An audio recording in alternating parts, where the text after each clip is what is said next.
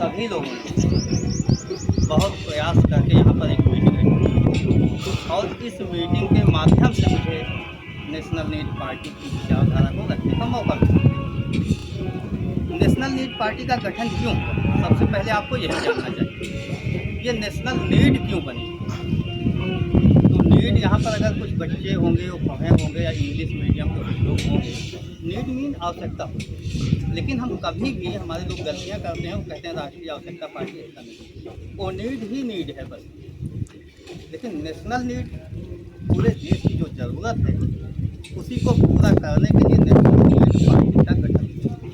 अब पूरे देश के लोगों की ज़रूरत क्या है इसे समझना होगा। आज जो ज़रूरत है लोगों की वो ये है कि प्रत्येक व्यक्ति देश का आर्थिक रूप से संपन्न हो। जब हम अपने बच्चे को मार्केट लेके जाते हैं, किसी दुकान के सामने वो खड़े होता है तो एक चॉकलेट के लिए कहता है मुझे खरीद दो। घर वाले कहते हैं अभी नहीं, बाद में, कुछ ना कुछ बहाने बनाते हैं।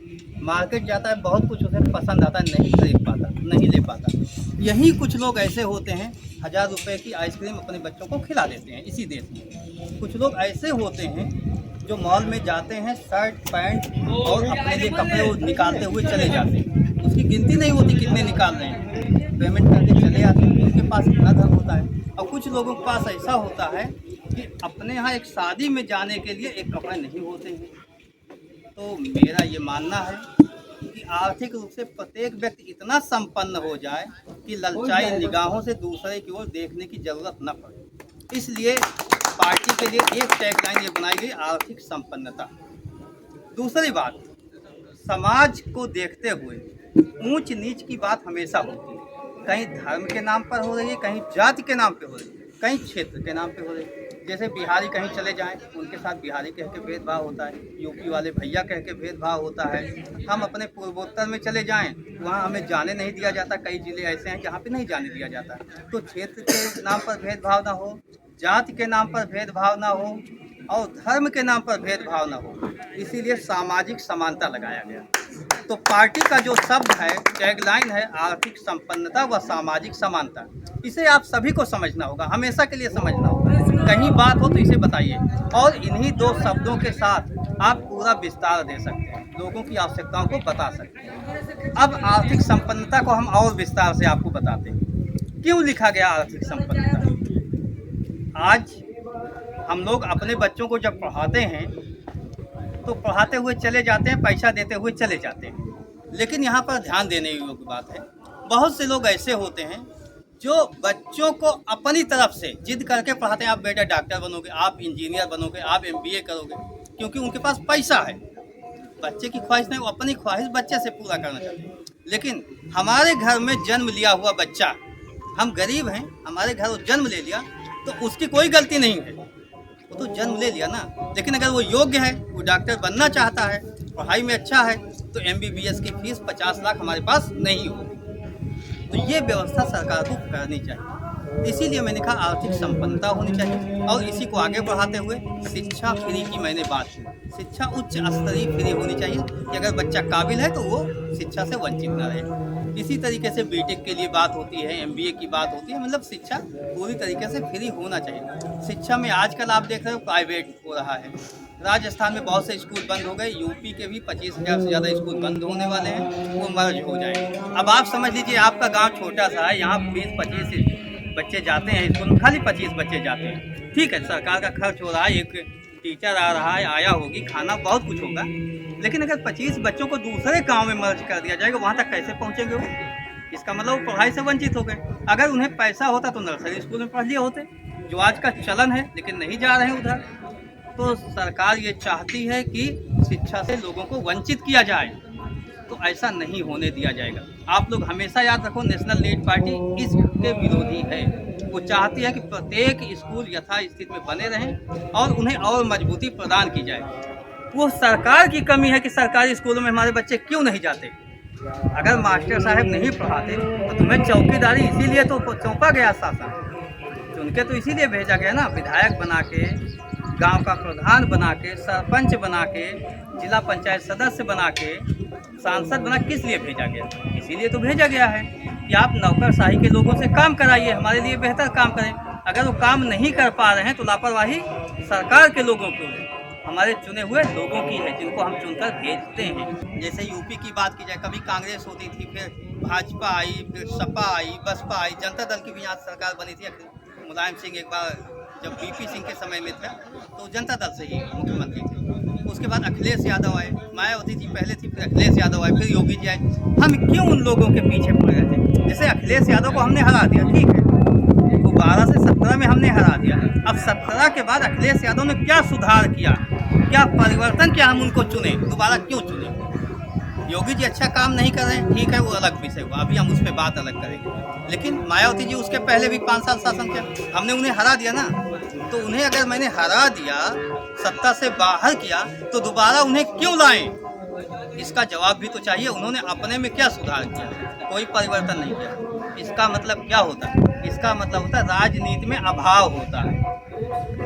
2 ही 3 दल होते हैं, 2 3 4 प्रत्याशी हमारे सामने होते हैं, हमें मजबूरी में उन्हीं को चुनना होता है।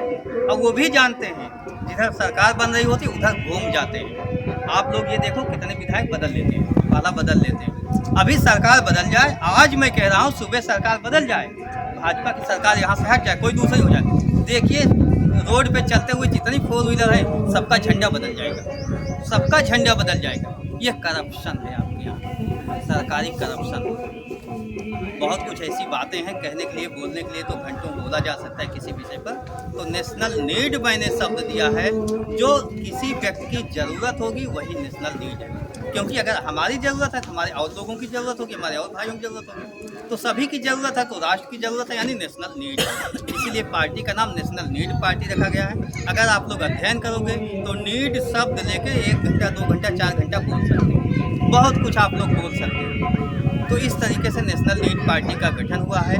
टैगलाइन हमेशा आप लोग याद रखिएगा, आर्थिक संपन्नता व सामाजिक समानता। तथा आप लोगों के लिए एक शब्द और है, हारा वही जो लड़ा नहीं। जो युद्ध मैदान में जाता ही नहीं वो तो हमेशा हारा हुआ होता है, वो जीतने की उम्मीद कैसे कर सकता है? तो हारा वही जो लड़ा नहीं, इसको भी आप लोग याद रखिएगा। इसके साथ हिस्सा आगे बढ़ते रहिए। अब हम आते हैं वर्तमान सरकार की, वर्तमान सरकार की नीतियों की। योगी जी स्कूल बंद कर रहे हैं, मैंने पहले बता दिया। स्वास्थ्य व्यवस्था क्या है? अपना इलाज इनके मंत्री कराने विदेश जाते हैं। जब अस्पताल अच्छा है तो आप विदेश क्यों जा रहे हो? विदेश क्यों जा रहे हो? अस्पताल अच्छा है, इसका मतलब स्वास्थ्य व्यवस्था अच्छी नहीं है। आगे बढ़ते हैं। गाय हमारी माता है, बहुत अच्छी तरीके से कहते हैं गौ माता, और कहते हैं हम हिंदू हैं। ठीक है, आप हिंदू हो, ये बहुत अच्छी बात है, हमें कोई दिक्कत नहीं है। आप हिंदू हो, आप हिंदू की बात करो, बांटो और राज करो। अंग्रेजों ने किया था तो आप भी वही कर रहे हो, कुछ लोगों को बांट रहे हो, राज कर रहे हो, बहुसंख्यक का वोट चाह रहे हो। लेकिन अगर कहीं स्वर्ग नरक होगा, जैसा कि हिंदू धर्मावलंबियों में सनातन में पहचान है, कहीं नरक होगा, तेल में कोई भूजा जा रहा होगा, तो योगी जी पहले चुने जाएंगे। उसका रीजन मैं बता देता हूँ क्यों ऐसा है। योगी जी बहुत पसंद करते हैं गाय माता है, हमें लगता है इसमें ऐसा कोई नहीं होगा, अपने खूंटे पर बांध देगा, उसे भूसा और पानी नहीं देगा। सब भूसा पानी देंगे, कितनी भी जल्दी में होंगे, पक्का देंगे। लेकिन ये जब मुख्यमंत्री बने हैं तो पहली इनकी ये ख्वाहिश थी कि गाय बेची जाती है तो कसाई के यहाँ जाती है, और कसाई के यहाँ जाती है तो मारी जाती है, मुसलमान खा लेते हैं। लेकिन आप लोग कभी गूगल कर लीजिएगा, सबसे ज़्यादा गौ मांस निर्यात में उत्तर प्रदेश आगे है योगी के आने के बाद। और वो भी देखिएगा कि वो कारखाने किसके लगे हैं, योगी सरकार के नेताओं के लगे हैं।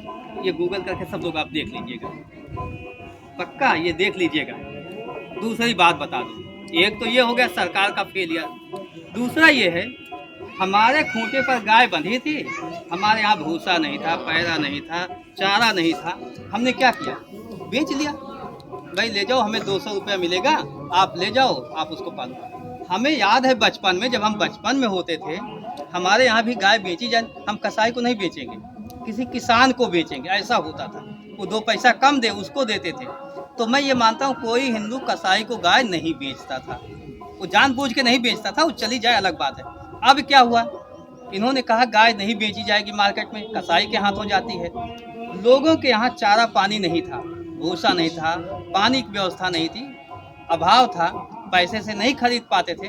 उन्होंने कहा गाय हमारी माता है, हमारे खूंटे पे भूखों न मरे, इसलिए मैं उसको खोल देता हूँ। लोगों ने अपने खूंटे से गाय को खोल दिया। अब खोल दिया तो गाय कहाँ जाएगी? जहाँ चारा पानी मिलेगा।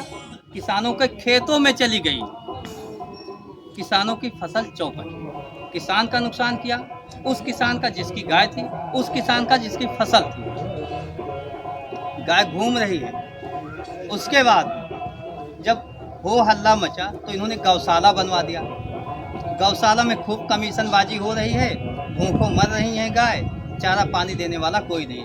कभी वो पेपर उठा के उसको भी देख लो। लेकिन अभी योगी जी का पाप मैंने आपको नहीं बताया, जिसमें वो खौलते हुए तेल में तले जाते हैं, नरक वाले में। मुझे नहीं पता नरक होता है कि नहीं होता है, लेकिन अगर कहावत है तो योगी जी पहले तले जाएंगे। उसका कारण ये है कि जब गाय खुली, अब किसी मुस्लिम इलाके में चली गई, इसको काट के खा ली गई। इस पे ध्यान दीजिएगा, वहाँ काट के खाई गई। यानी योगी जी ने किसका नुकसान किया? हिंदुओं का नुकसान किया।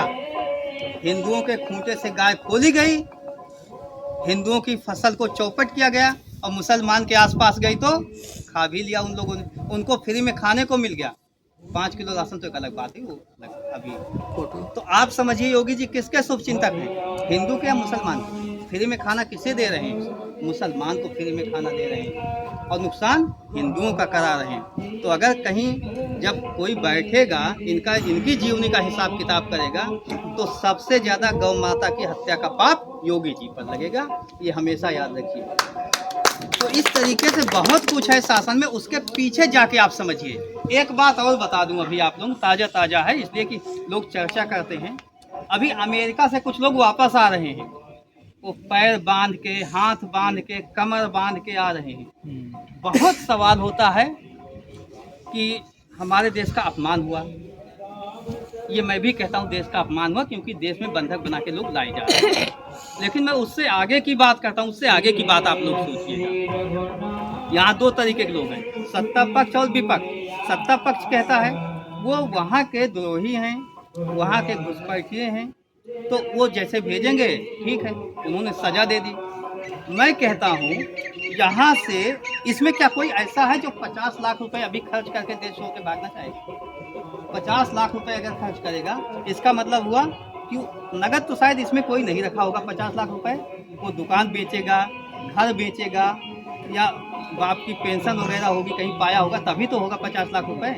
और जिसके पास 50 लाख रुपए होगा वो गरीब नहीं होगा। तो 50 लाख रुपए दलालों को देकर ये लोग विदेश जाते थे।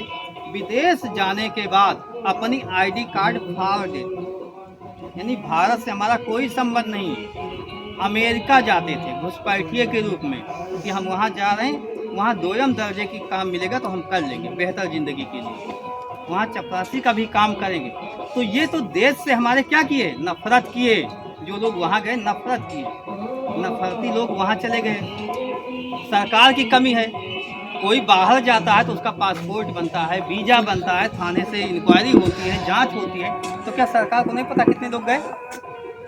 अब गए तो कहाँ चले गए?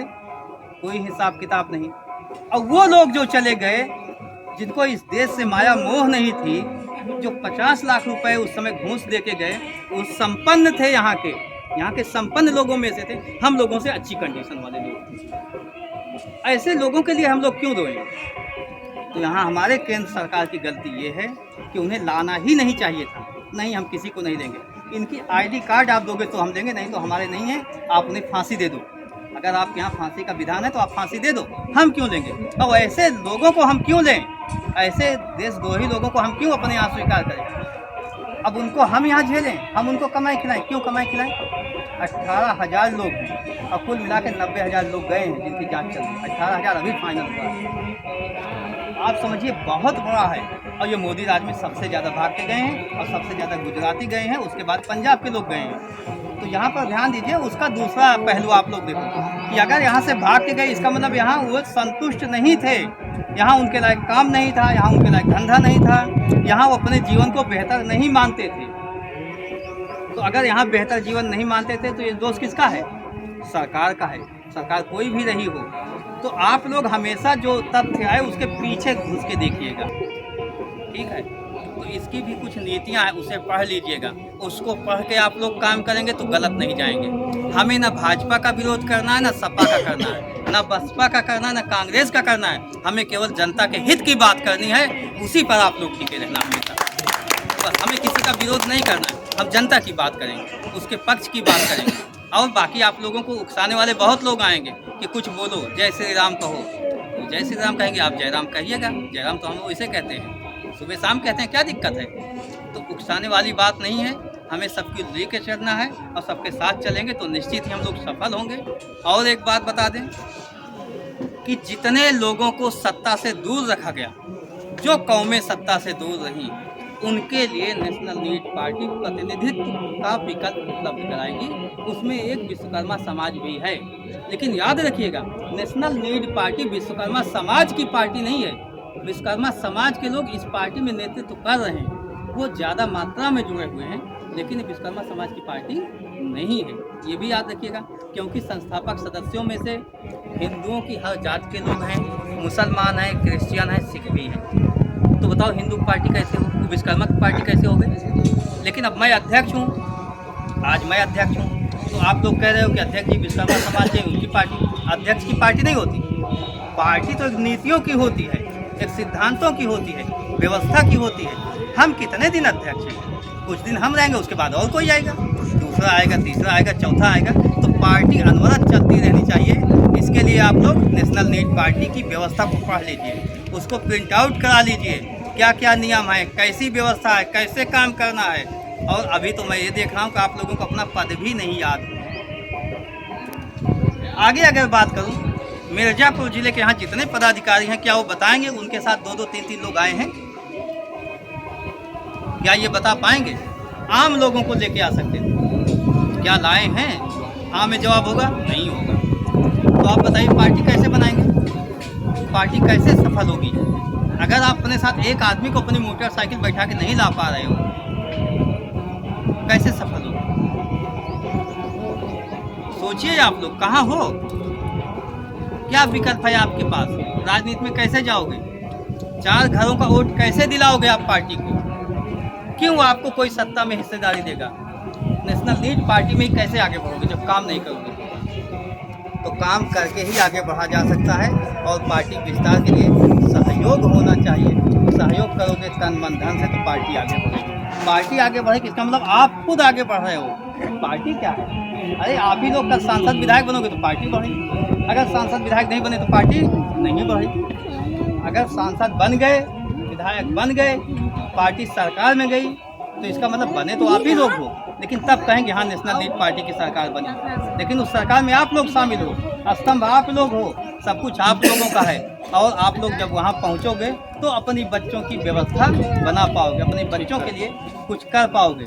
ये समझ लीजिए कि राजनीति से हम सबका वास्ता है। जो लोग कहते हैं मुझे भैया राजनीति से डर लगता है, राजनीति से कोई मतलब नहीं है, इसका मतलब हुआ वो राजनीति ही कर रहे हैं, वो कुछ नहीं कर रहे हैं। राजनीति से हमारे बच्चों का भविष्य तय होता है, उनके लिए नीतियां बनती हैं, उनके लिए नियम बनते हैं, उनके लिए कानून बनते हैं। इसलिए मुझे राजनीति में हिस्सेदारी चाहिए और भागीदारी निभाना चाहिए। जब हम वोट देने जाते हैं तो बहुत सोचते विचारते हैं और अंत में वोट दे आते हैं, कहीं जात के नाम पे, कहीं धर्म के नाम पे, लेकिन हम अपने बच्चों के कैरियर के नाम पर कभी वोट नहीं देते हैं। तो ये सब आप लोगों को सोचना होगा कि आपके बच्चों का कैरियर आपसे बनता है। आप लोग कहते हो आज हम मजदूरी कर रहे हैं, हमारे बाबा लोग काश 10 बीघा ज़मीन बना लिए होते, काश रोड पे घर बना लिए होते, काश दुकान बना लिए होते। अपने बाबा को कोस रहे हो, स्वयं को क्यों नहीं कोस रहे हो? आप अपने बच्चों को क्या देके जा रहे हो? इस पर भी तो ध्यान दीजिए। तो आप लोग जो करोगे वो आपके बच्चे पाएंगे, और वो आपके बच्चों के लिए आज आप न्यू बना रहे हो। आपके ही जिले से सोनेलाल पटेल जी, शायद मालूम होगा बहुत लोगों को, घर घर जाके 1 किलो राशन ले लेते थे, 10-5 रुपया ले लेते थे, चंदा मांग मांग के उन्होंने एक पार्टी खड़ी की। आज पटेलों का स्वाभिमान है यहाँ पर, उन्होंने अपनी समाज को उठाया ना, और समाज को नहीं उठाया, उनकी पार्टी में जितने लोग लगे वो किसी भी जात के लगे हैं, वो फायदा पा रहे हैं। तो ऐसे ही आप लोगों को लगना होगा, मेहनत करना होगा। मैं जानता हूँ राजनीति में एक पीढ़ी खप जाती है, पूरी तरीके से समाप्त हो जाती है। तब कहीं बनता है। मैंने जो ये पार्टी बनाया है, सब लोगों को इकट्ठा करके नेशनल नीड पार्टी, हमें कई लोगों ने बताया, कई विधायक मिले, कई सांसद मिले। आप अखरोट का पेड़ लगाए हो, आम का पेड़ लगाओ, खाओ, कितने दिन जिंदगी है। अखरोट का पेड़ जो लगाता है वो फल नहीं खा पाता, लेकिन मुझे ये पता है कि मैं अपने बच्चों के भविष्य के लिए कुछ कर रहा हूँ, पूरी समाज के लिए कर रहा हूँ, उस समाज के लिए कर रहा हूँ जिसकी बात ये नेता नहीं सुनते। अभी विधायक के दरवाजे मैं कहूँ आप सब लोग चले जाओ, तो विधायक से मुझे लगता है दरवाजे चले तो जाओगे, लेकिन विधायक से बात करने की हिम्मत नहीं होगी। तो क्या देश में लोकतंत्र है? कहाँ है लोकतंत्र? तो इस बात को समझिए आप लोगों को आगे बढ़ना होगा। अभी आपके पास अधिकार नहीं है, अधिकार पाने हैं तो आपको लगना होगा, मेहनत करना होगा, पढ़ना होगा, समझना होगा और नेशनल लीड पार्टी के तहत आगे बढ़ना होगा।